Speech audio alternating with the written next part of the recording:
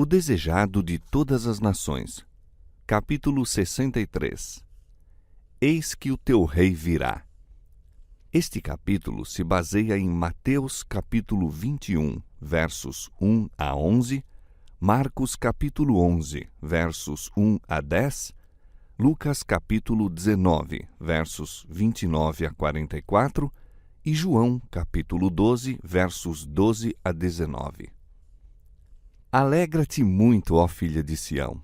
Exulta, ó filha de Jerusalém.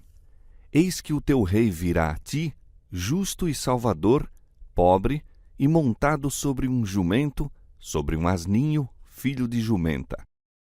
500 anos antes do nascimento de Cristo, o profeta Zacarias assim predisse a vinda do rei de Israel.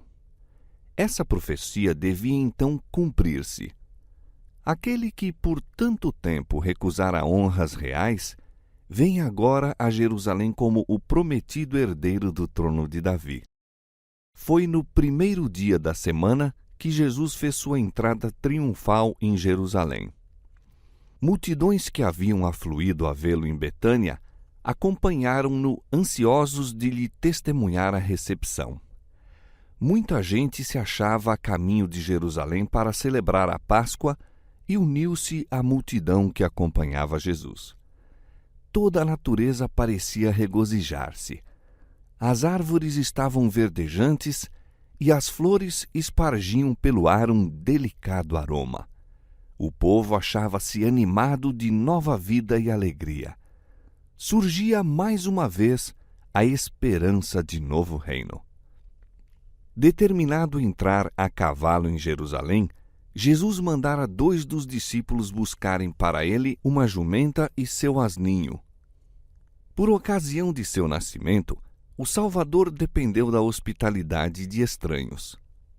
A manjedoura em que esteve foi um lugar de descanso emprestado. Agora, se bem que seu seja todo o gado sobre milhares de colinas, depende da bondade de um estranho quanto a um animal em que entrar em Jerusalém como rei. Novamente, porém, se manifesta sua divindade, mesmo nas mínimas instruções dadas aos discípulos para o desempenho desse mandado. Como predissera, foi prontamente satisfeito o pedido. O Senhor os há de mister. Jesus preferiu servir-se do asninho em que nenhum homem jamais montara. Com alegre entusiasmo, estenderam os discípulos suas vestes sobre o animal e sobre ele sentaram o mestre. Até então, Jesus sempre viajara a pé e, a princípio, os discípulos se admiraram de que agora preferisse montar. Mas a esperança lhes raiou no coração ao jubiloso pensamento de que ele estava para entrar na capital, proclamar-se rei e firmar seu poder real. Ao irem cumprir as ordens recebidas, comunicaram sua fagueira esperança aos amigos de Jesus e a excitação espalhou-se por toda a parte, fazendo com que subisse de ponto a expectação do povo. Cristo estava seguindo o costume judaico nas estradas reais. O animal que montava era o mesmo cavalgado pelos reis de Israel e a profecia predissera que assim viria o Messias a seu reino. Logo que ele se sentou no jumentinho, um grande grito de triunfo atroou nos ares. A multidão aclamou-o como o Messias, seu rei. Jesus aceitou agora a homenagem que nunca dantes permitira, e os discípulos consideraram isso como prova de que suas alegres esperanças se realizariam, vendo-o estabelecido no trono. O povo ficou convencido de aproximar-se a hora de sua emancipação. Em pensamento, viram os exércitos romanos expulsos de Jerusalém e Israel mais uma vez nação independente. Todos estavam contentes e excitados, disputavam entre si o render-lhe honras. Não podiam exibir pompas e esplendores, mas prestaram-lhe o culto de corações felizes. Não lhes era possível presenteá-lo com dádivas custosas, mas estendiam as vestes exteriores à guisa de tapete em seu caminho e também espalharam ramos de oliveira e palmas por onde devia passar. não podiam abrir o cortejo triunfal com bandeiras reais, mas cortavam ramos de palmeira, os emblemas de vitória da natureza, e os agitavam no ar com altas aclamações e hosanas. À medida que avançavam, aumentava sempre o povo com a reunião dos que tinham ouvido da vinda de Jesus e se apressavam a tomar parte no acompanhamento. Os espectadores continuamente se misturavam à turba, perguntando: quem é este? Que quer dizer toda essa agitação? Todos tinham ouvido falar de Jesus e esperavam que fosse a Jerusalém, mas sabiam que, até então, ele se esquivara a qualquer esforço para o colocar no trono e ficavam muito surpreendidos de saber que este era ele. Cogitavam que teria operado essa grande mudança naquele que dissera que seu reino não era deste mundo. Suas perguntas são abafadas por um grito de triunfo. Este é aqui e ali repetido pela turba excitada, acompanhado pelos mais distantes e ecoado pelos montes e vales. E depois acresce a comitiva pelas massas vindas de Jerusalém. Das multidões reunidas para assistir à Páscoa, milhares saem ao encontro de Jesus. Saúdam-no com o agitar das palmas e cânticos sagrados. Os sacerdotes fazem soar, no templo, a trombeta para o serviço da tarde, mas poucos atendem, e os príncipes, alarmados, dizem entre si: eis que toda a gente vai após ele. Nunca dantes em sua vida terrestre permitira Jesus essa demonstração. Previa claramente o resultado: levá-lo-ia à cruz. Era, porém, seu desígnio apresentar-se assim publicamente como Redentor. Desejava chamar a atenção para o sacrifício que lhe devia coroar a missão para com o mundo caído. Enquanto o povo estava reunido em Jerusalém para a celebração da Páscoa, ele, o Cordeiro de Deus, representado pelos sacrifícios simbólicos, voluntariamente se pôs de parte como oblação. Seria necessário que sua Igreja, em todos os sucessivos séculos, fizesse de sua morte pelos pecados do mundo assunto de profunda reflexão e estudo. Todos os fatos com ela relacionados deviam verificar-se de maneira a ficarem acima de qualquer dúvida. Era preciso, pois, que os olhos de todo o povo fossem então dirigidos para ele. Os acontecimentos que precederam seu grande sacrifício deviam ser de molde a chamar a atenção para o próprio sacrifício. Depois de uma demonstração como a que acompanhou sua entrada em Jerusalém, todos os olhos lhe seguiram a rápida marcha para a cena final. Os acontecimentos relacionados com essa entrada triunfal constituíram assunto de todas as bocas e tornariam Jesus objeto das cogitações de todos os espíritos.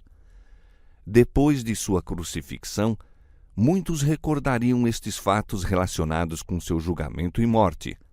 Seriam levados a investigar os escritos dos profetas e convencer-se-iam de que Jesus era o Messias, e multiplicar-se-iam em todas as terras os conversos à fé. Nessa triunfante cena de sua vida terrestre, o Salvador poderia haver aparecido escoltado por anjos celestiais e anunciado pela trombeta de Deus.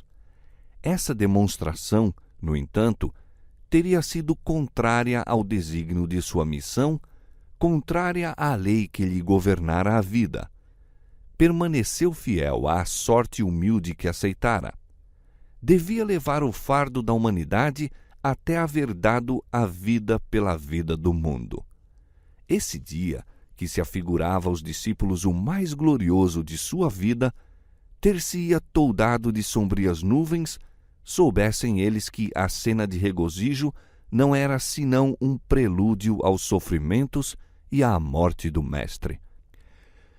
Embora ele lhes houvesse repetidas vezes falado do sacrifício que certamente o aguardava, no alegre triunfo presente esqueceram suas dolorosas palavras e anteciparam-lhe o próspero reino do trono de Davi. Novos acréscimos se iam fazendo continuamente à procissão e, com poucas exceções, todos quantos a ela se juntavam eram possuídos pelo entusiasmo do momento, avolumando os hosanas que ecoavam de monte em monte, de vale em vale. Subiam continuamente as aclamações: Hosana ao filho de Davi! Bendito o que vem em nome do Senhor! Hosana nas alturas! Nunca dantes vira ao mundo um cortejo triunfal como esse. Não se assemelhava aos dos famosos conquistadores da terra. Não fazia parte daquela cena nenhuma comitiva de lamentosos cativos como troféus da bravura real. Achavam-se em torno do Salvador os gloriosos troféus de seus serviços de amor pelo homem caído. Estavam os cativos a quem resgatara do poder de Satanás, louvando a Deus por sua libertação. Os cegos a quem restituíra a vista abriam a marcha. Os mudos cuja língua soltara entoavam os mais altos hosanas. Saltavam de alegria os coxos por ele curados, sendo os mais ativos em quebrar os ramos de palmeira e agitá-los diante do Salvador. As viúvas e os órfãos exaltavam o nome de Jesus pelos atos de misericórdia que lhes dispensara. Os leprosos a quem purificara estendiam na estrada as vestes incontaminadas, ao mesmo tempo que o saudavam como o Rei da Glória. Aqueles a quem sua voz despertara do sono da morte tomavam parte no cortejo. Lázaro, cujo corpo provara a corrupção do sepulcro, mas que então se regozijava na força da varonilidade gloriosa, conduzia o animal que Jesus montava. Muitos fariseus testemunhavam a cena e, ardendo de inveja e malignidade, buscavam desviar a corrente dos sentimentos populares. Com toda a sua autoridade, tentaram impor silêncio ao povo, mas seus apelos e ameaças não faziam senão aumentar o entusiasmo. Temeram que essa multidão, na força de seu número, fizesse Jesus rei. Como último recurso, avançaram por entre a turba até onde estava o Salvador e abordaram-no com palavras de censura e ameaça. Mestre, repreende os teus discípulos. Declararam não serem lícitas tão ruidosas manifestações nem permitidas pelas autoridades. Foram, porém, reduzidos ao silêncio pela réplica de Jesus. Digo-vos que, se estes se calarem, as próprias pedras clamarão. Aquela cena de triunfo era designada pelo próprio Deus. Fora predita pelo profeta e o homem era impotente para impedir os seus desígnios. Houvesse o homem deixado de executar seu plano, e ele teria comunicado voz às inanimadas pedras que saudariam seu filho com aclamações de louvor. Ao retirarem-se os mudos fariseus, foram proferidas por centenas de vozes as palavras de Zacarias. Alegra-te muito, ó filha de Sião, exulta, ó filha de Jerusalém.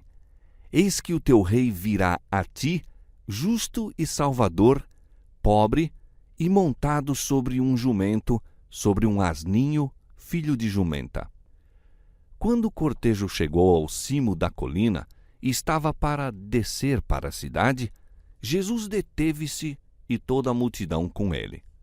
Perante eles se descortinava Jerusalém em toda a sua glória, nesse momento banhada à luz do sol poente. O templo atraiu todos os olhares. Em majestosa suntuosidade, erguia-se ele acima de todos os outros edifícios, parecendo apontar para o céu como a dirigir o povo ao único e verdadeiro Deus.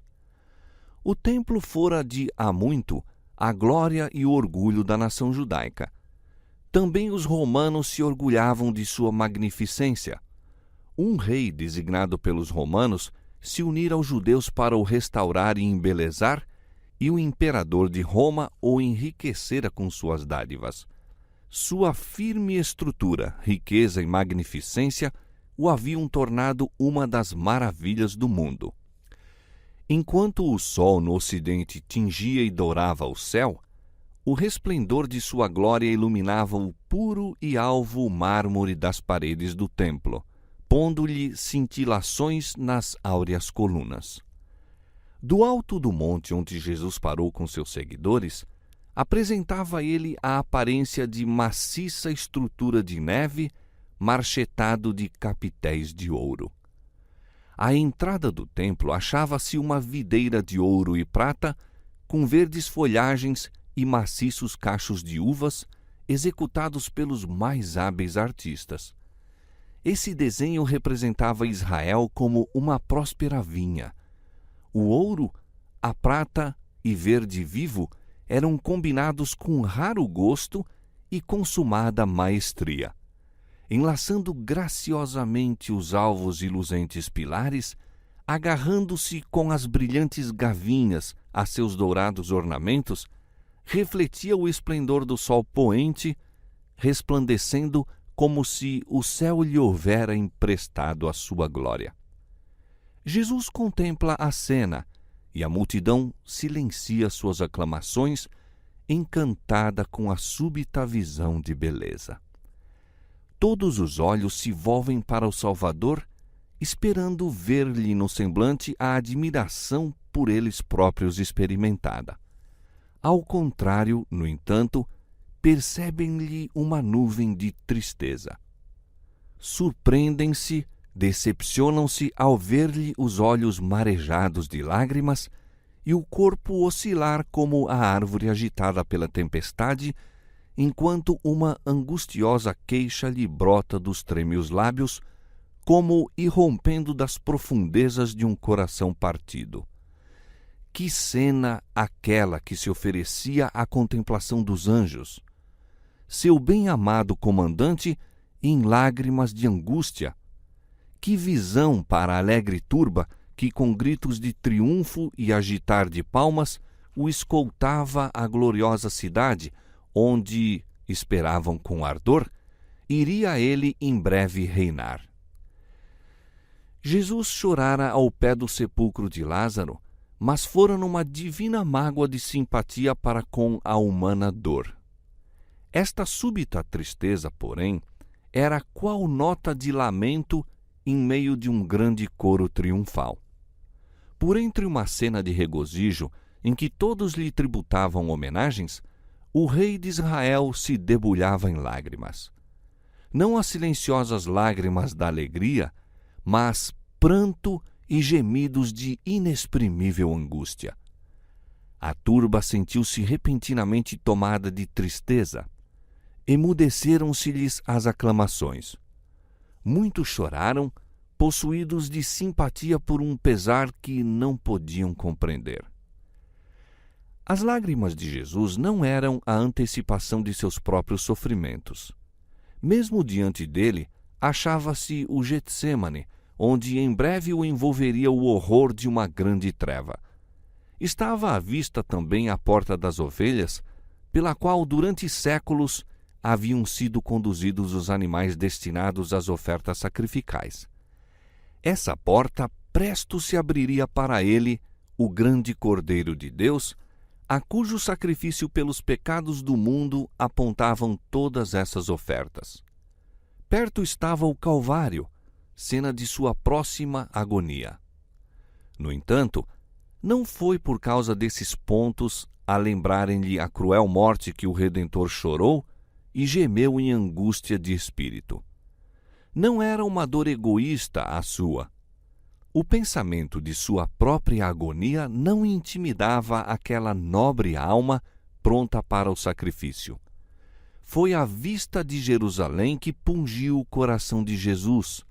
Jerusalém que rejeitara o Filho de Deus e lhe desdenhara o amor, que recusara ser convencida por seus poderosos milagres e estava prestes a tirar-lhe a vida. Viu o que ela era em sua culpa de rejeitar o Redentor e o que poderia ter sido caso o houvesse aceitado a ele, o único a poder lhe curar a ferida. Viera para salvá-la, como poderia a ela renunciar?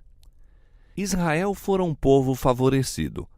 Deus fizera de seu templo a sua habitação. Era formoso de sítio e alegria de toda a terra. Aí se achava o registro de mais de 1000 anos de protetor cuidado e terno amor de Cristo, como o de um pai tratando com um filho único. Naquele tempo emitiram os profetas suas solenes advertências. Ali foram agitados os ardentes incensários, enquanto o incenso, de mistura com as orações dos adoradores, ascendera para Deus. Ali fluíra o sangue dos animais, tipo do sangue de Cristo. Ali manifestara Jeová sua glória sobre o propiciatório. Ali oficiaram os sacerdotes e a pompa do símbolo e da cerimônia havia continuado por séculos. Tudo isso, porém, devia ter um fim. Jesus ergueu a mão, aquela mão que tantas vezes beneficiara os enfermos e sofredores, e, movendo-a na direção da condenada cidade, em entrecortadas frases de dor, exclamou: Ah, se tu soubesses também, ao menos neste teu dia, o que à tua paz pertence. Aí se deteve o Salvador e deixou por dizer qual seria a condição de Jerusalém, houvesse ela aceito o auxílio que Deus lhe desejava dar, o dom de seu bem-amado Filho. Se Jerusalém houvesse sabido o que era seu privilégio saber, e dado ouvidos à luz que o céu lhe enviara, teria permanecido no pé do orgulho de sua prosperidade, rainha de reinos, livre na força do poder dado por seu Deus. Não teria havido soldados armados às suas portas, nem bandeiras romanas tremulando de seus muros. O glorioso destino que felicitaria Jerusalém, houvesse ela aceito o Redentor, surgiu aos olhos do Filho de Deus. Viu que por meio dele seria ela curada de sua grave enfermidade, libertada da escravidão e estabelecida como a poderosa metrópole da terra. De suas muralhas partiria a pomba da paz em direção de todas as nações. Seria ela o diadema de glória do mundo. Mas a brilhante visão do que poderia haver sido Jerusalém se desvanece aos olhos do Salvador. Compreende o que ela é então, sob o jugo romano, sob o desagrado de Deus, condenada ao seu juízo retribuidor. Reata o fio de sua lamentação. Mas agora isto está encoberto aos teus olhos, porque dias virão sobre ti, em que os teus inimigos te cercarão de trincheiras e te sitiarão, e te estreitarão de todas as bandas, e te derribarão a ti e aos teus filhos que dentro de ti estiverem. E não deixarão em ti pedra sobre pedra, pois que não conheceste o tempo da tua visitação. Cristo veio para salvar Jerusalém com seus filhos, mas o orgulho farisaico, a hipocrisia, a inveja e a maldade o impediram de realizar seu desígnio. Jesus sabia a terrível retribuição com que seria visitada a condenada cidade. Viu Jerusalém cercada de exércitos, os sitiados habitantes levados à fome e à morte, mães alimentando-se do corpo morto dos próprios filhos, e tanto pais como filhos arrebatando um ao outro o último pedaço de pão, destruída a afeição natural pelas corrosivas angústias da fome. Viu que a obstinação dos judeus, segundo se evidenciava no rejeitar da salvação por ele oferecida, os levaria também a recusar submissão aos exércitos invasores. Contemplou o Calvário, no qual havia de ser erguido, tão densamente coalhado de cruzes como de árvores uma floresta. Viu os infelizes habitantes sofrendo em instrumentos de tortura e mediante crucifixão, destruídos os belos palácios, o templo em ruínas e de seus maciços muros nem uma pedra deixada sobre outra, enquanto a cidade era arada como um campo. Bem podia o Salvador chorar em face de tão terrível cena.